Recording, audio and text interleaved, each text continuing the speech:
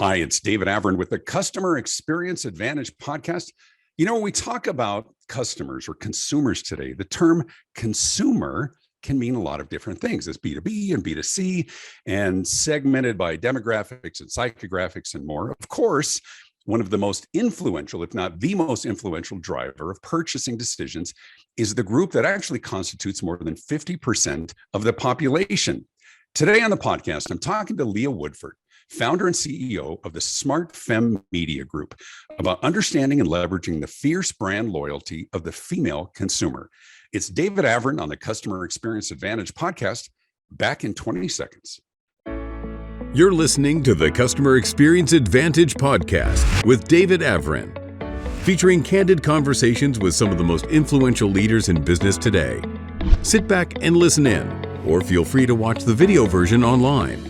This is the Customer Experience Advantage podcast, and here's David Averin. And thank you so much for tuning in to the podcast. You know what? I think I've said it before that one of the great things about having my own podcast, of course, is that I get to interview who I want to. I have the great fortune of being a guest on a lot of other podcasts, and we talk customer experience and what's changed in the world. But I love tapping the insight of other brilliant entrepreneurs and others as well. Now, I've sort of been around the orbit of Leah Woodford for a lot of years and very familiar with the work that she does with SmartFem Media. And she has her own TV talk show and her own magazine and everything else as well. But I'm excited today to talk to her because I want to talk about with all the changes in the world and what's influencing the buying behavior and influencing the new products and the things that are really coming down the pike. And of course, if anybody, I guess we can't make any assumptions, but for myself, being married and being the son of somebody who actually has a mom, how many people have moms out there? Any people? I guess that's most everybody. We know who makes a lot of the decisions, but it's different today. It's not just around the household decisions; it's around corporate America, and it's around everything. So I'm thrilled to have Leah Woodford with us here today. I'll do a quick introduction, then we'll greet her officially formally. She is the Chief Executive Officer and founder of the SmartFem Media Group. It's a full-service digital marketing and advertising company. SmartFem was created as a result of her many years as a publicist, a columnist, and a radio and TV personality. She has extensive experience as a media personality and developed her own segments for ABC, NBC, CBS, and Fox networks. She's also an online marketing and social media expert and shares the latest trends to help companies move to the next level in our ever-changing digital space. And of course, she's also a phenomenal speaker as well at many conferences around. So Leah, welcome to the show. Oh, David, I've been a fan for a long time, and it's nice to see you somewhere else besides a plane. I'm usually catching you on a plane to a gig somewhere. You know what? And here's the funny thing is, and of course, these interviews are a little bit evergreen, but I said to my wife that once COVID is over, I am not going to complain about airplanes anymore. And there's times when I feel like it, I'm about to bite my lip, but I'm so thrilled to be back on the road. I'm so thrilled for all of us to be able to share wisdom and help build and grow companies face to face on the road. And so you tell us a little bit about your life pre and post pandemic and what you did during this time. And I really want to delve into your unique insights and expertise in terms of the female marketplace and what some of those drivers are. Sure. Well, as you heard from actually you read it, but yes, I've been in the media for a long time, but media traditionally was always very male dominated. And when I decided to create my own company, I realized women are all the consumers, and depending on the sector, I mean, healthcare, we make 92% of the decision. So It just made sense for me as a woman to create a media that would support women and also help women educate women so they can make better buying decisions for their families. And so tell us about how you structured your business, because for a long time, I remember the magazine, you do a lot of video work, and now it's really more of a comprehensive media group. Tell me all the things that entails. What are all the vehicles and the venues that you use to educate and to get your message out? Well, like everybody else, I use a lot of social media, but I'm still an old school media girl. I love books. I love magazines. I love the tangibility. And when digital came out, it was great and we all jumped on the bandwagon, but it still doesn't have the cachet of a real book or something tangible. So when the technology emerged a couple of years ago where you could actually do a digital and a print magazine, that just made perfect sense to me. Wow. And while I love television, COVID kind of killed that. People weren't going into studios and they were doing Zoom. And that's when I doubled down on print, because when we were in lockdown, let's face it, we were excited when the Amazon guy showed up. Every 5 times a day. Oh, yeah. So print, I think its demise has been greatly exaggerated. You go into any grocery store and you'll see racks of magazines. Success leaves clues. I mean, Oprah was one of my big influences, and I've had the pleasure of interviewing one of her producers years ago, and she kind of explained to me how that all worked out, and I've loved it. And a lot of people have used that, even television personalities. I mean, we see Gwyneth Paltrow with Goop, we see Fixer Upper with Joanna and Chip Gaines. It allows them to kind of create their own franchise, their own business, because when you're working for the man or in corporate America, you're still in the golden handcuffs. And for Chip and Joanna, they had products that they couldn't push on their show. So they created the magazine, right. Magnolia, sold out the first day. And a lot of that was by women, by the way. Yeah, but aren't they? I think in many ways the model, of course, was created in some ways by Martha Stewart, and the whole idea of the Martha Stewart omni-media. But that whole term has really become a major driver for many of us, right? Which is omni-media, which means we're omni-channel.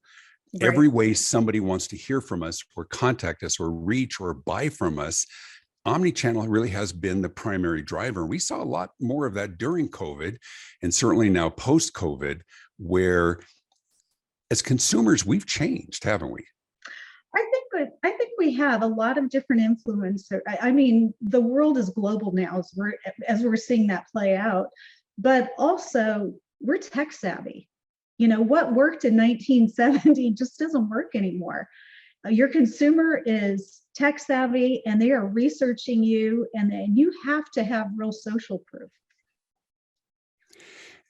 All right, let's talk about something that I probably was controversial at one point, but I think we've seen a big shift, and I would love your insight, because I think you have great insight into this. For so often, and I am of that age at 58, where there were things that were for girls and there were things that were for boys. And when there was the girl version, it was pink or whatever else. But even when they started doing video games and things, the boys were shoot 'em up, blast aliens, and women, and for girls, it was adventures at the mall, right?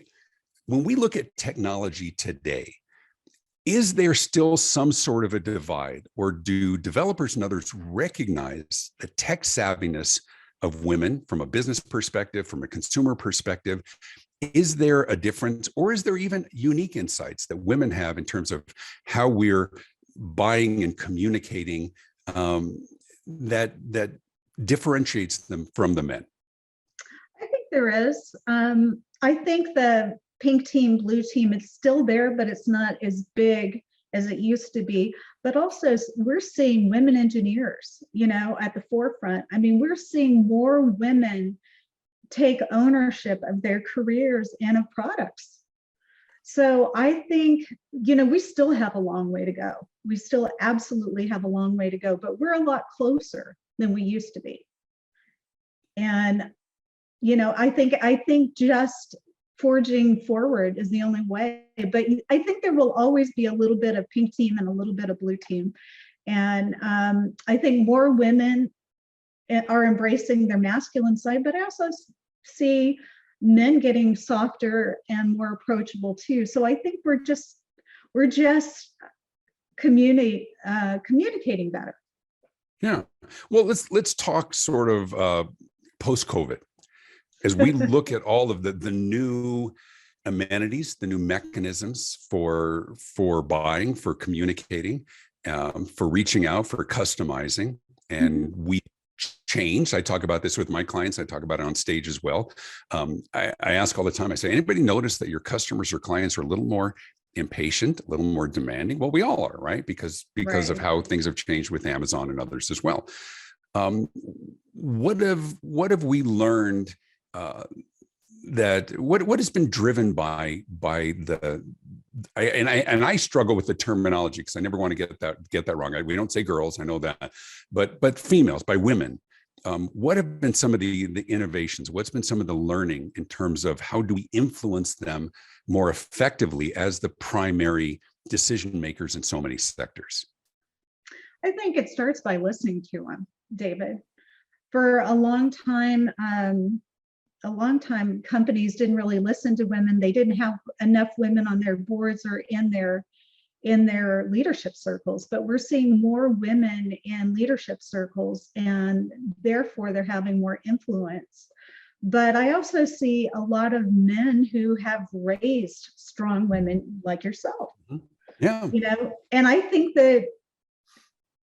fathers have a lot to do with it. I think the days of Ozzie and Harriet and the man and the patriarch of the family has changed over the years. And I think men are really taking more of a role in raising daughters and elevating them and go, baby, go, you got this, you can do it. And so we're seeing that trickle up. Yeah, I love that the hashtag online that was going for a while, that hashtag girl dad. And for those of us who are dads who are really proud, and I had, excuse me, I had daughters who were great athletes. And so as strong, I mean, boys that do not want to mess with them. But we're also seeing women in more, in greater leadership positions that are driving product development, driving messaging, and that as well. Well, I think so. When you look at the consumer, women have been responsible.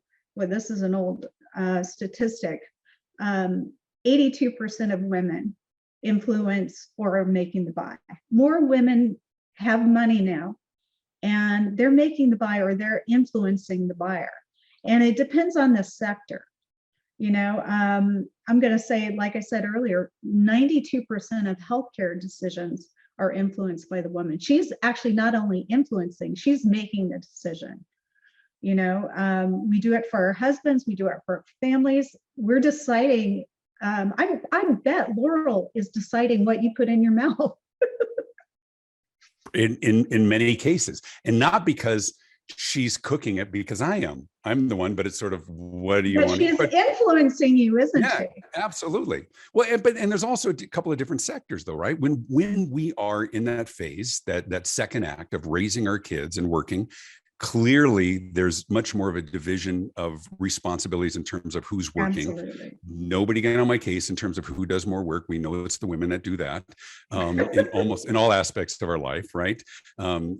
But everybody's taking an active role, and they aren't necessarily traditional. And we're in that place now as new empty nesters, that our time is much more our own. And so the decisions we're making are less about taking, one of our kids to softball practice, but much more about where do we travel and where are we going out to eat.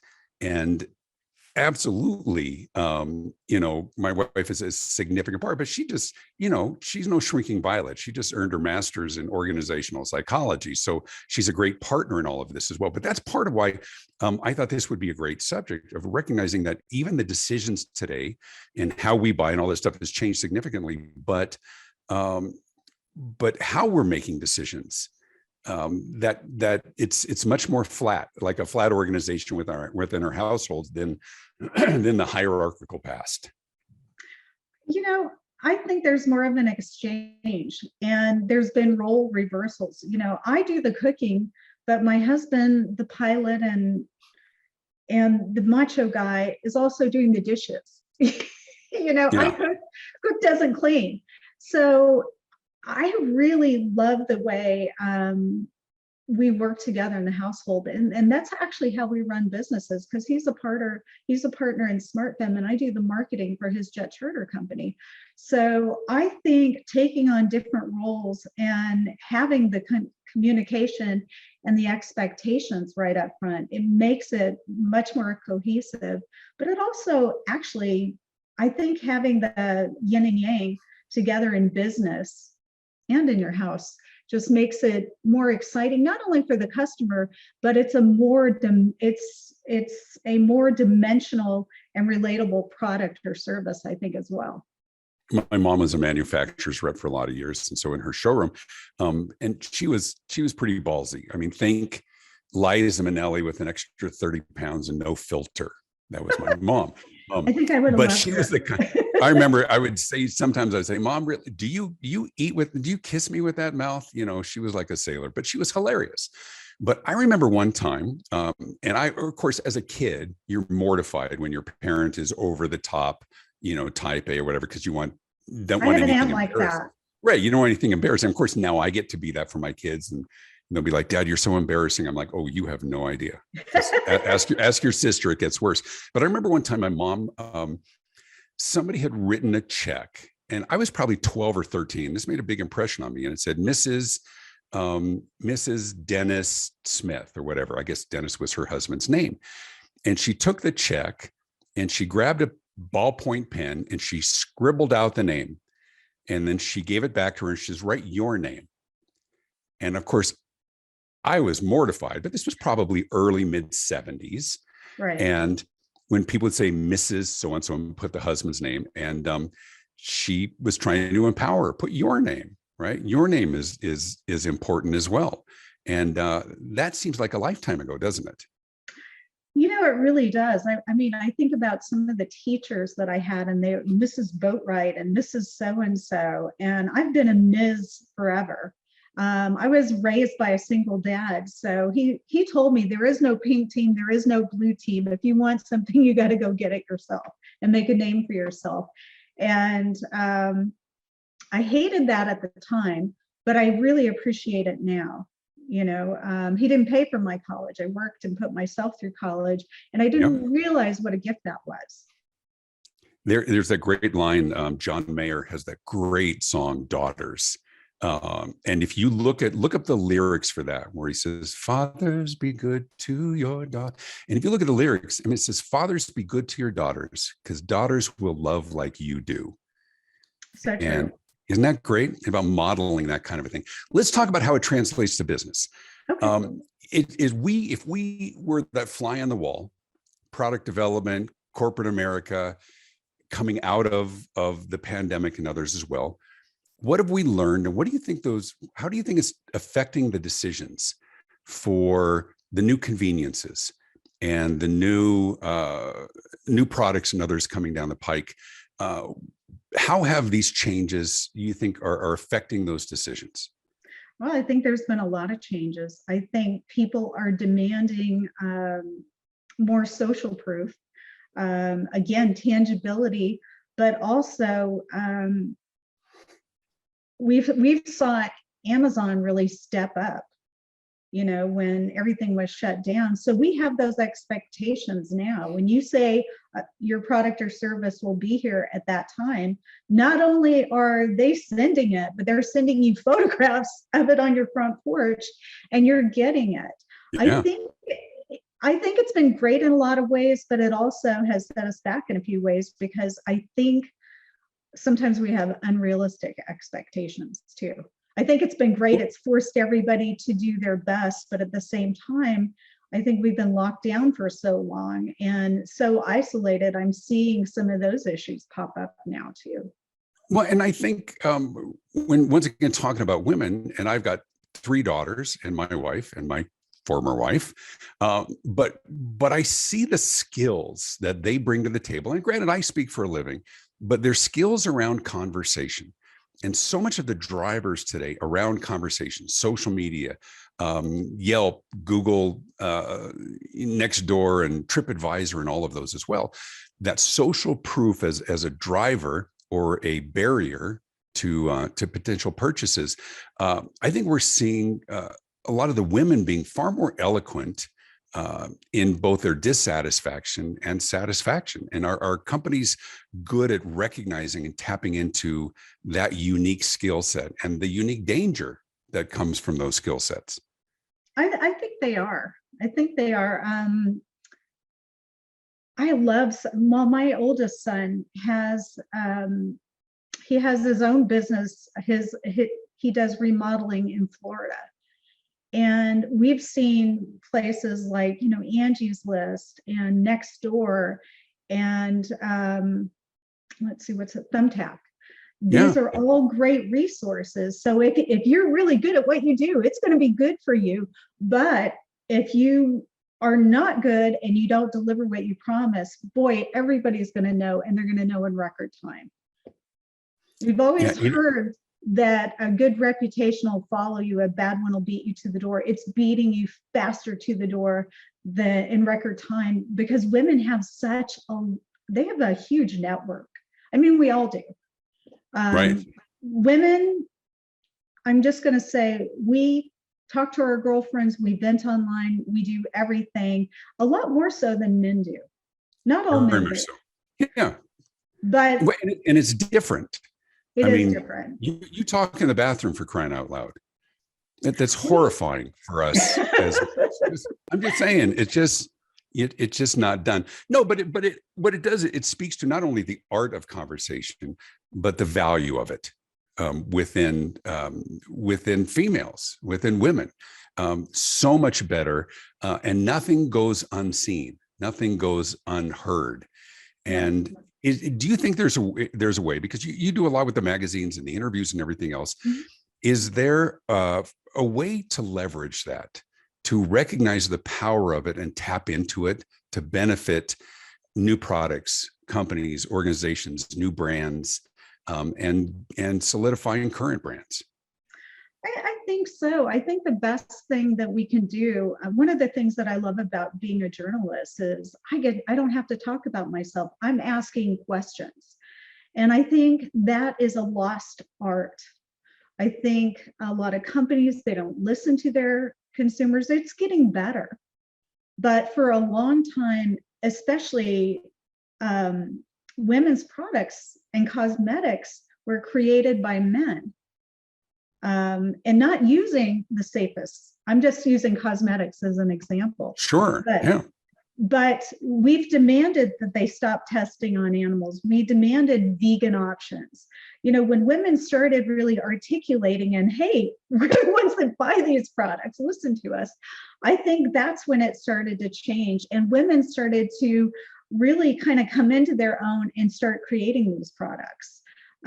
They were listening to their audience. I think if companies would listen to their target demographic, to their consumer, and I mean really listen, I think it would be a game changer for their bottom line, but also for everything. I think we wouldn't have all these negative reviews if people would just listen. Right. And I think we would be doing a disservice if we didn't acknowledge that women as a buying block, as a voting block, are not monolithic, right? They're just as diverse as any other. You can segment them. Somebody was saying that women as the majority of the population could control everything. If they just get together, they could vote out whoever they could. But that assumes that they're monolithic. I mean, there's just as much diversity, ethnically, thought, opinions, economically. And so we can't think of them that way. No, and I think women collectively, we do represent a good buying population, but we also have a lot of different cultures now too. I mean, it's a global economy. So we have all kinds of different sectors, but men aren't the same either. So I really think that, yes, we represent a big collective buying population, but I also believe that we're individuals, and but I think that we have to pay attention to the bigger sectors. You can't placate everybody, but you need to listen to the vast majority.